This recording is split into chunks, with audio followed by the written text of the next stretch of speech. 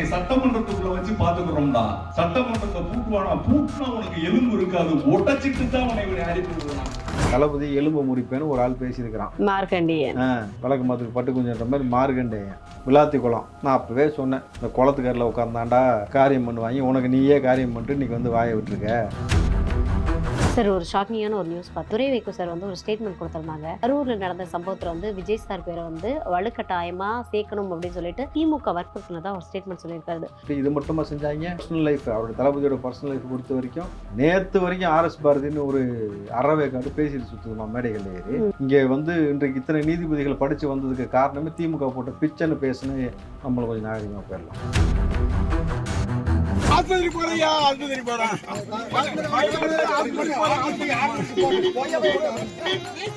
நான் ஆஸ்பத்திரிக்கு போறேன் தன்னை பெரிய ரவுடின்னு சொன்னாரு. சவால் விட்டாரு, நான் பெரிய ரவுடி, நான் ரவுடிக்கெல்லாம் ரவுடி அப்படின்னாரு. 6 மாசத்துல ஆட்சி கலந்துரும் என்னென்னமோ பேசிட்டு போலீஸ் வந்தோன்னா ஐயோ நான் ஆஸ்பத்திரிக்கு போறையா ஆஸ்பத்திரி. நீங்க தானே போன இன்டர்வியூல வந்து என்ன சொல்லிட்டு போனீங்க, இங்க சிஎம் ஆயிருக்கோம், அடுத்து வந்து பிஎம் ஆக போறோம்னு சொன்னீங்க. அதுதான் நாங்களும் ட்ரை பண்ணிட்டு இருக்கோம். நாங்க ட்ரை பண்ணக்கூடாதா? நீங்க மட்டும் ட்ரை பண்ணலாம், நாங்க ட்ரை பண்ணக்கூடாதா? அதான் சொல்லிட்டேன்ல, உள்ளூர் மாடே விலை போகாத போது அந்த மாடு வெளியூர் சந்தையில எப்படி விலை போகும்? ஏன் உங்களுக்கு தளபதியே உலகம் முழுக்க தெரியும், இவரை யாருக்கு தெரியும்? அவரும் தளபதியா சார் தெரியாதா? அவரும் தளபதி தான் தெரியாதா? அவரை தளபதினாவது எவனுக்கா தெரியுமா வெளியூர்காரனுக்கு? நீங்க வேற ஸ்டேட்ல போய் தளபதின்னு சொல்லி பாருங்க, யாரை காட்டுறான்னு பார்ப்போம். நாங்களாம் பிஎம் ஆகக்கூடாதா? நாங்களாம் பிஎம் ஆகக்கூடாது. உங்களுக்கு பிஎம் சாயங்காலம் வரும், காலையில் ஏஎம் வரும், அதை பார்த்துட்டு கம்யூனிட்டியை சாப்பிட்டு உட்காருங்க, அவ்வளோதான். நீங்க பாப்பீங்க எங்களுடைய மாற்றத்தை, இன்னும் கொஞ்ச நாள்ல பாப்பீங்க. பாதி அரைக்கு இருக்கா சுற்றுது, இன்னும் முழுக்க ஆயிடுவாங்களா? இல்லை ஸ்டாலின் அவர் சொன்ன வார்த்தை திரும்பி சொல்லுங்க, மக்களுக்கு புரியணும். என்ன சொன்னாரு? தமிழ்நாட்டு அரசியல் இனிமேட்டு இல்லை. ஆமா சார். இப்படின்னா என்ன அர்த்தம்? இடைத்தேர்தலும் பயந்துகிட்டு நிக்கலன்னு அர்த்தம். அப்படி கிடையாது, அதுதான் அர்த்தம். நிக்க சொல்லுங்க. அதுதான் நாங்க வந்து ஸ்ட்ரைட்டா பார்லிமெண்டரி எலெக்ஷன். நாங்க ஸ்ட்ரைட்டா பார்லிமெண்டரி எலெக்ஷன். புரியல உங்களுக்கு? பிஜேபி இந்த முறை திமுகவிற்கு நேரடியாக 5 MP கொடுக்குறேன்னு சொல்லியிருக்கான். தமிழ்நாடு முழுக்க இருக்கக்கூடிய இந்த டிவிக்கு அடுத்து ஆந்திரா, கர்நாடகா, கேரளாலையும் விரிவடைய போகிறது. பாண்டிச்சேரியில் இருக்குது. இது முடிச்ச கையோட வட மாநிலங்களில் தளபதி சொல்லக்கூடிய நபர் தான். அதில் வந்து நாளைக்கு தோனியும் உள்ள வரலாம், ஷாருக் கானும் அரசுக்குள்ள வரலாம். அடுத்து 5 ஆண்டுகளில் பிரியமாக வருவது சாத்தியம். ஏன்னா டெல்லியில் இப்போவே ஆரம்பிச்சிட்டாங்க, ஒன்லி தளபதி.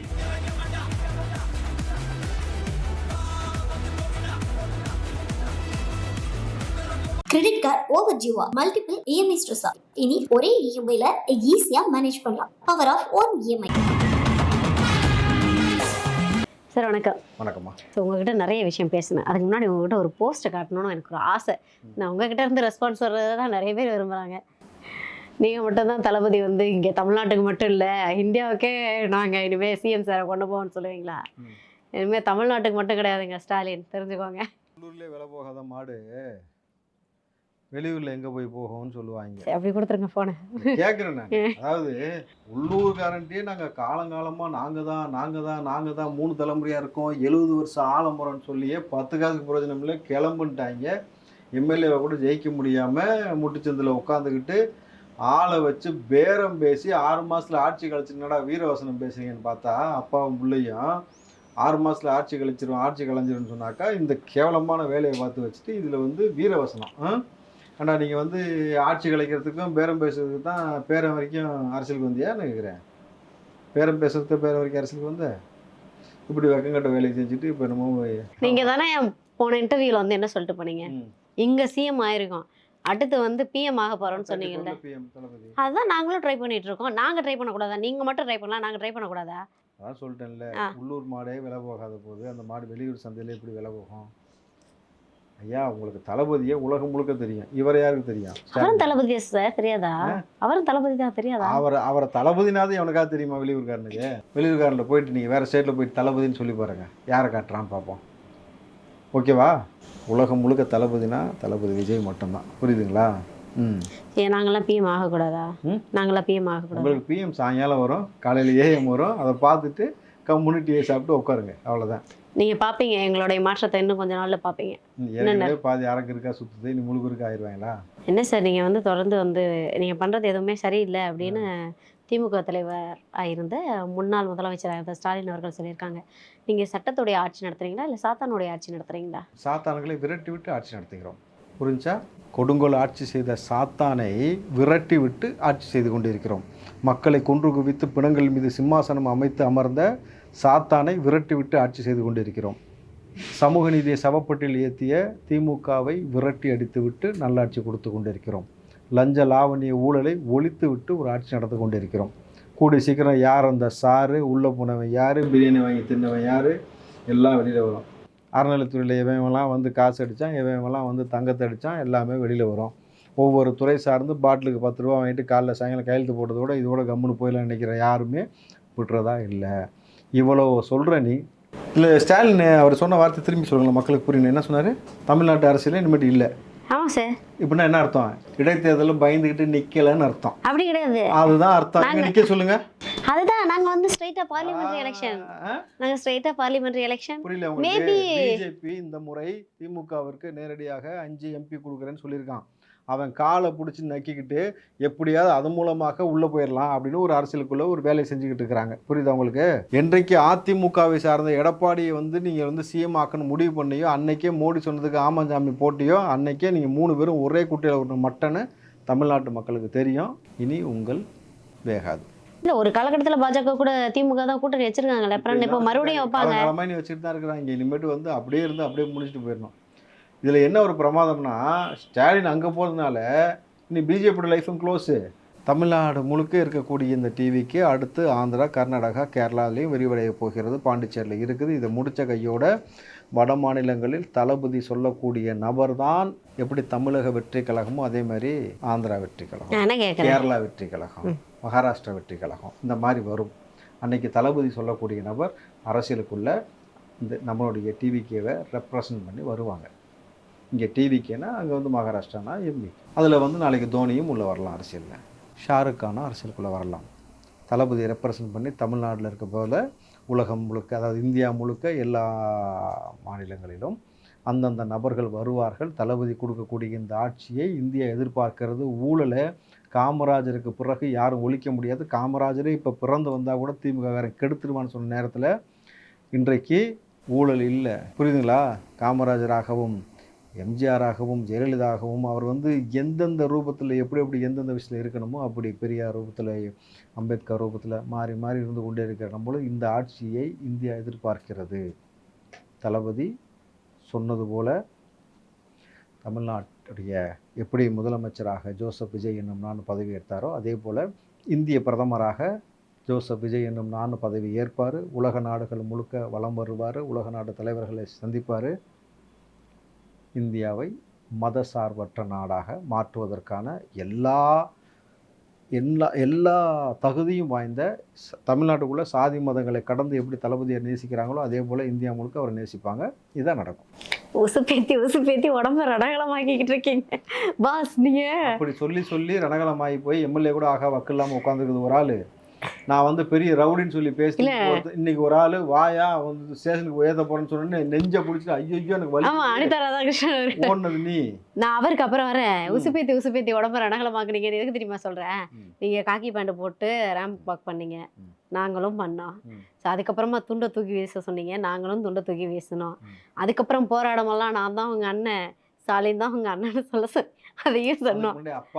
அப்பா தப்பா போச்சு. அதுக்கப்புறமேட்டு உடனே ஒரு அண்ணன் இப்ப கடைசியில பிஎம்னு ஒரு விஷயத்தை கிளப்பி விட்டீங்க. கிளப்பி விடலம்மா, நாங்க நடக்க போற விஷயத்த சொல்றோம். நீ நடக்க முடியாத எல்லாம் பிஎம் ஆகி வரப்போறன்னு நீ சொல்லிட்டு இருக்கிற. எது நடக்க போகுதுன்னு பாரு. அதான் சொல்றேன். எப்படி நீங்க பண்ணி எல்லாத்தையும் உசுப்பேத்தி ஒரு பக்கம் ரணகலமாக்கி விட்டுக்கிட்டு இருக்கீங்க. பாவம். நல்லது நடந்தா நல்ல விஷயம் தானம்மா. நல்லது நடந்தால் நல்ல விஷயம் தானே. இன்றைக்கி நீங்கள் அரசாங்கத்தில் நீங்கள் எந்த அலுவலகத்துக்குள்ளே போனாலும் காசு கிடையாது தெரியுமா உங்களுக்கு? ஸ்கூலில் எக்ஸ்ட்ரா ஃபீஸ் வாங்கக்கூடாதுன்னு சொன்னதுக்கு பிறகு இன்றைக்கி பாருங்கள், இந்த எக்ஸ்ட்ரா 25 லட்சம் 30 லட்சம் வாங்கிட்டு எல்லாத்தையும் கட் பண்ணிட்டாங்க. ப்ரைவேட் பஸ் முதல் கொண்டு இனிமேட்டு அரசாங்கம் சொன்ன அந்த கட்டணத்தை வாங்குறோன்ற ஒரு முடிவுக்கு வந்திருக்கிறாங்க. பெரிய மாற்றமாக அது சாதாரண விஷயம் கிடையாது. இத்தனை நீங்கள் அதிமுகவை இது வரைக்கும் கூட்டணி வச்சு மட்டும்தான் எலெக்ஷனை சந்திச்சுக்கிட்டு இருக்கும் பொழுது முதல் முறையாக அரசியல் களத்துக்குள்ளே வந்தவுடனே எந்த கூட்டணி இல்லாமல் தனிநபராக நின்று சட்டமன்றத்துக்குள்ளே வரும்பொழுதே சிஎம் வந்த ஒரே நபர் யாருன்னா தளபதி விஜய் மட்டும்தான். தமிழ்நாட்டுக்குள்ளே இது சாத்தியம். 70 வருஷம் 60 வருஷ கட்சிகளை வேரோடு பிடுங்கி எறிய முடியும்னாக்கா அடுத்து 5 ஆண்டுகளில் பிஎம்மாக வருவதும் சாத்தியம். ஏன்னா டெல்லியில் இப்போவே ஆரம்பிச்சிட்டாங்க. ஆமா, நிறைய வீடியோஸ் விஜய் போட்டோ தளபதி விஜய் போட்டோ வச்சுட்டு யாரு வேணும்னு கேட்குறாங்க. அதை காட்டவே காட்டாதான்ட்டாங்க. எதை? மோடி ஃபோட்டோவை. ஒன்லி தளபதி இம்பேக்ட். தெரியுதா உங்களுக்கு? ஏன்னா நானும் நிறைய வீடியோஸ்லாம் பார்த்தேன். நீங்கள் இந்த வீடியோஸை பாருங்க, வாங்க நம்ம பேசுனதுக்கு வருவோம்.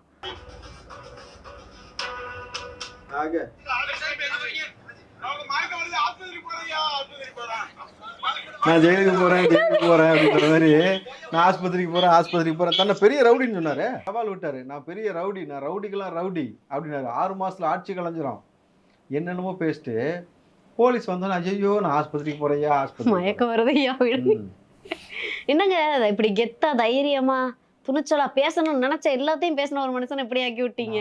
முன்னாடியே சொன்னேனம்மா, தளபதி வந்ததுக்கப்புறம் அக்யூஸ் வியாபாரம் ஓஹோன்னு நடக்குதுன்னு சொன்னா கண்ணுக்கு முன்னாடி எவிடன்ஸ் பார்க்குறீங்களா?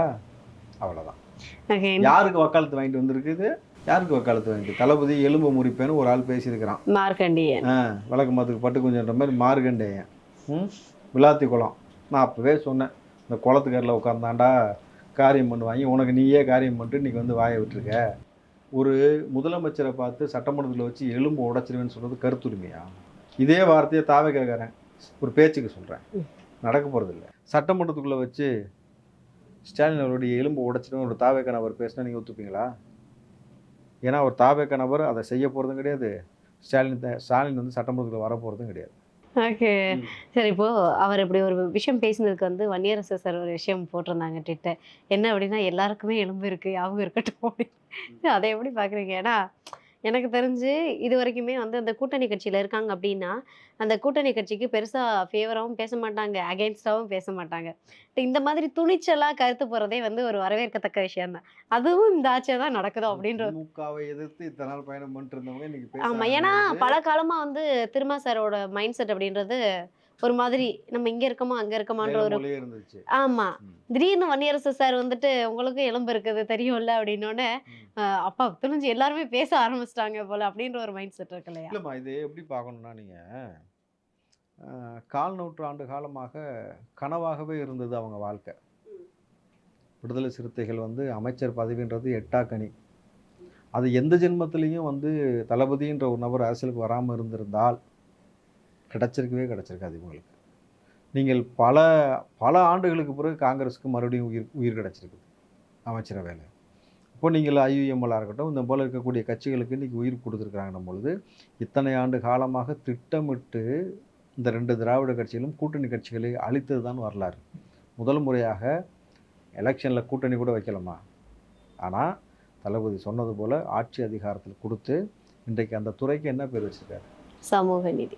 சமூக நீதித்துறை. அந்த அமைச்சருக்கு தளபதி வந்து விசிட்டுக்கு போகிறாருன்னே தெரில, பதறி அடிச்சுட்டு ஓடிடுறாங்க. மாணவர்கிட்ட கேட்டோன்னா அடுத்த நாளே கோரிக்கைகள் நிறைவேற்றப்படுதுன்னு போது எவ்வளோ பெரிய மாற்றத்தை ஏற்படுத்தியிருக்கிறாங்க. இவன் என்னன்னா உட்காந்து காமெடி பண்ணிகிட்டு இருக்காங்க, நாங்கள் வந்து பிஎம் கேண்டிடேட் ஆக போகிறோன்ட்டு திமுக. அதான் சொன்னேன், நீங்கள் யோசிப்பேத்தி உடம்பு ரணகலமாக்கி விட்டுக்கிட்டு இருக்கீங்க. படிப்படியாக கொஞ்சம் ட்ரீட்மெண்ட் கொடுத்தா சரியாயிடும். ட்ரீட்மெண்ட்டு கொடுக்கணும்னு. Okay sir. ஸோ இப்போ நம்ம அதிமுகலேருந்து எல்லாரும் வெளியில் வராங்கன்னு பார்த்துட்டு இருந்தோம். இன்றைக்கி ஒரு தகவல் கிடச்சிது, அது எந்த அளவுக்கு உண்மை அப்படின்னு தெரியல. திமுகலேருந்து கிட்டத்தட்ட ஒரு 20 கவுன்சிலர்கள் மொத்தமாக விலக போகிறதா ஒரு தகவல் பார்த்தேன். இது எந்த அளவுக்கு உண்மைன்னு தெரியல. அந்த மாதிரி ஏதாவது சம்பவம் இருக்கா? என்னம்மா சொன்னேன் முன்னாடியே போன பேட்டியில் என்ன சொன்னேன், ஆடி மாதம் ஆரம்பிக்கிட்டு திமுகவுக்கு உனக்கு ஆட்டம் காண போகுது சொன்னா, ஆடி மாதம் ஆரம்பிச்சிருச்சா? மவனே இந்த ஆடி மாதத்தில் நீ எங்கேயும் போய் புலம்ப கூட முடியாது. ஏன்னா எங்கேயும் கல்யாணம் கிடையாது, மண்டபம் எல்லாம் க்ளோஸு. நீ எந்த கல்யாணத்தில் போய் புலம்புவ? கத்தவும் முடியல பொத்தவும் முடியலன்ட்டு திமுககாரன் உட்காந்து கதறிட்டு இருக்க போகிற. உங்களுடைய ஆட்டம் அந்த ஆட்டம் கிடையாது, உங்களுக்கான ஆட்டம் வந்து தொடங்கியாச்சு, ஆட்டம் காண ஆரம்பிச்சிருச்சு. அவனுக்குன்னு அரசியல் எதிர்காலம் இருக்கலாமா? மக்களுக்கு சேவை செய்ய நினைக்கக்கூடிய நபர்கள் திமுகவோட இருந்து படுகொலையிலையும் சவக்குழியிலையும் போய் விழுவதற்கு அவன் தயார் இல்லைன்னும் பொழுது தாவேக்காவை நோக்கி அவன் பயணப்பட்டு வர ஆரம்பிச்சிருக்கிறாங்க. வாங்க, நல்லது செஞ்சீங்கன்னாக்கா உங்களுக்கு இடம் இருக்கும், கெட்டது செஞ்சீங்கன்னாக்கா தாவேக்கா காரணம் இருந்தாலும் ஜெயிலில் உனக்கு இடம் இருக்கும். அதையும் தளபதி நிரூபிச்சிட்டாரா? இது வரைக்கும் திமுக காரன் மேலே நம்ம வந்து ஒரு குற்றச்சாட்டு வச்சிட்டோம்னா திமுக ஆட்சி இருக்கும் பொழுது அவங்கள கைது பண்ண வரலாறு இருக்கா? ஞானசேகரன்ற பொறுக்கிக்கு கூட வந்து எவ்வளோ சப்போர்ட் பண்ணாங்க. அண்ணா யூனிவர்சிட்டியில் போனவனுக்கு காலேஜுக்குள்ளே இருக்க சிசிடிவி வேலை செய்யலை, சுற்றி இருக்க சிசிடிவி வேலை செய்யலை, மாசு போய் பிரியாணி சாப்பிடுவாரான், வீட்டில் உட்காருவாரான், கூடையே கூப்பிட்டு சுற்றுவாரான், தெரியாதான். ஜாஃபர் சாதின்னு ஒருத்தன் கூடையே இருப்பானா, அயலக பிரிவில் உட்காந்துருப்பானா, சர்வதேசில் மெத்து கடத்தவன் தெரியாதான். புரியுதா உங்களுக்கு? அப்புறம் 2 விதமான இது இருக்குது. கண்ணுக்குட்டின்னு ஒருத்தவன் பேர், அந்த கண்ணுக்குட்டின்னு பேர் வச்ச பன்னிக்குட்டி தான் வந்து கள்ளக்குறிச்சியில் கள்ளச்சாரம் பண்ணதுக்கு மிக முக்கியமான காரணம் திமுககாரன் கள்ளச்சாரத்தை விற்றுக்கிட்டு இருந்தான். அப்போது இது வரைக்கும் இந்த மாதிரி குற்றச்சாட்டு சொன்னாக்கா கைது பண்ணல. வலசரவாக்கத்தில் பிரியாணி கடையில் போய் ஒருத்தன் வந்து பாக்ஸிங் போட்டான், ஓசி சோறுக்கு. அதுக்கு ஸ்டாலின் நேரடியாக போய் மன்னிப்பு கேட்டு வந்தாப்புல. புரியுதுங்களா? இதுதான் அவங்க வரலாறு. புரிஞ்சா உங்களுக்கு? அவங்க மாநாடுமா, அந்த மாநாட்டில் சோத்தேந்து விட்டு ஆக்கின பாத்திரத்தையும் தூக்கிட்டு போனானுங்க. அந்த பாத்திரம் ஆக்கின கான்ட்ராக்டுக்காரன் புலம்புனா, இப்படி இதெல்லாம் திருட்டு போவாங்க, திருட்டு போயின்னு தெரிஞ்சால் அந்த கான்ட்ராக்டுன்னு ஒத்துருக்க மாட்டேன்னு சொன்னான். பேட்டி இருக்குது, காணொலி இருக்குது. அப்போ புரிஞ்சுக்கோங்க. அமைச்சர் பெருமக்களாக இருந்தக்கூடிய திமுகவில் அமைச்சராக இருக்கக்கூடிய நபர்லாம் உட்காந்து பெண்களை ஆபாச நடனம் ஆட வச்சு குளிக்க வச்ச கொக்கோ கோலான்னு சொல்லி முத்துக்கருப்புனா பெரிய இருப்பேன் அது ஒரு ஆட்டம். இந்த பக்கம் உதயநிதி பக்கம் ஒரு ஆட்டம். கனிமொழி மேடையில் பேசிக்கிட்டு இருந்தாக்கா ஒருத்தன் ஃபுல்லாக சரக்கு அடிச்சுட்டு லைட்டு மேலே ஏறிட்டான், லைட்டு கம்பத்து மேலே. இந்த அம்மா ஏங்க இறங்குங்க ஏம்மா, நான் சொல்லலை, அந்த அம்மா சொன்னது. அந்த காணொலி இருக்கு, நீங்க தேடி பாருங்க. டோன் வேற மாதிரி இருக்கு சார். அப்படிதாங்க அவங்க சொன்னாங்க. இறங்குங்க ஏங்க நீங்க கொஞ்சம் இறங்க சொல்லுங்க. உடனே வந்து கீதாஜிவன், ஏப்பா தம்பி இறங்குப்பா. அவனே ஃபுல்லாக ஏறி போய் தானே மேலே ஏறி இருக்கான். நீங்கள் கொடுத்த வீரன் உள்ள வேலை செஞ்சுக்கிட்டு இருக்கிறான். இந்த அம்மா இறங்குங்க. என்ன அதெல்லாம்? முத்துச்சாமி சொன்னார்ல, அவங்களை என்னன்னு சொல்லக்கூடாது, குடிகாரன்னு சொல்லக்கூடாதுன்னு. மதுப்பிரியர்கள். இவ்வளவு பாசமாக ஒரு மதுப்பிரியர்களை வந்து அக்கா கனிமொழி கூப்பிட்டதெல்லாம் தமிழ்நாட்டு வரலாறு இருக்கும். அது ஆன் ரெக்கார்டு. அதாவது திமுக காரங்க வந்து மக்களை வந்து அவ்வளோ பாசமாக நடத்தியிருக்காங்க. திமுக காரங்க வந்து மக்களை வந்து அவ்வளோ பாசமாக பவ்யமாக நடத்தியிருக்காங்க, அராஜகமாக நடத்தலை. ஆமாம் சார், ஒரு ஷாக்கிங்கான ஒரு நியூஸ் பார்த்தேன். என்ன அப்படின்னா, துரை வைகோ சார் வந்து ஒரு ஸ்டேட்மெண்ட் கொடுத்துருந்தாங்க. கரூரில் நடந்த சம்பவத்தில் வந்து விஜய் சார் பேரை வந்து வலுக்கட்டாயமாக சேர்க்கணும் அப்படின்னு சொல்லிட்டு வற்புறுத்தப்பட்டிருக்காங்க அப்படின்னு சொல்லிட்டு திமுக வற்புறுத்தினதா ஒரு ஸ்டேட்மெண்ட் சொல்லியிருக்காரு. இது உண்மை நினைக்கிறீங்களா? சொன்னது அவர் வைகோட பிள்ளை, எஸ், அவர் அந்த விஷயத்தை பதிவு பண்ணுறாரு. இது இவ்வளோ நாளைக்கு அவங்க கூட தான் இருந்தாங்க. அப்போ திட்டமிட்டு தளபதி பேரை கெடுக்கிறதுக்காகவும் அவருக்கு வந்து அதை வச்சு அவருடைய ஓட் பேங்கிங் உடைச்சிடலாம், நம்ம சிதைச்சிடலான்னு சொல்லிட்டு இது மட்டுமா செஞ்சாங்க? பர்சனல் லைஃப், அவருடைய தளபதியோட பர்சனல் லைஃப் பொறுத்த வரைக்கும் நேற்று வரைக்கும் ஆர்எஸ் பாரதின்னு ஒரு அறவேக்காடு பேசிட்டு சுற்றுதுமா மேடைகளில் ஏறி. என்ன இங்கே வந்து இன்றைக்கு இத்தனை நீதிபதிகளை படித்து வந்ததுக்கு காரணமே திமுக போட்ட பிச்சைன்னு பேசின நபர். நம்மளை கொஞ்சம் நாகரிகமாக போயிடலாம். அந்த மாதிரி ஒரு நபர். இப்போ இந்த மாதிரியான கூடாரங்கள்லாம் சேர்ந்து என்ன செய்யுது? தளபதியை அழிக்கணும்னு நினச்சி செஞ்ச ஒவ்வொரு வேலையிலும் அவங்க தான் அழிஞ்சு போய் நிற்கிறாங்க. மறுபடியும் இப்போ ஆட்சியை கலைக்கணும்னு சொல்லி முயற்சி எடுத்து அழிஞ்சு போய் நிற்கிறேன். இப்படியே தொடர்ச்சியாக முயற்சி எடுத்துக்கொண்டே இரு. நான் தான் சொன்னேன்ல, திமுக காரன் உனக்கு நீயே காரியம் மட்டும் தான் களத்தில் இறங்கியிருக்க, செய்யு. உதைக்கிறது மட்டும் தான் எங்கள் வேலை. கிரெடிட் கார்டு ஓவர் ஜீவா மல்டிபிள் இஎம்ஐ ஸ்ட்ரெஸ். இனி ஒரே இஎம்ஐல ஈஸியா மேனேஜ் பண்ணலாம். Power of one EMI.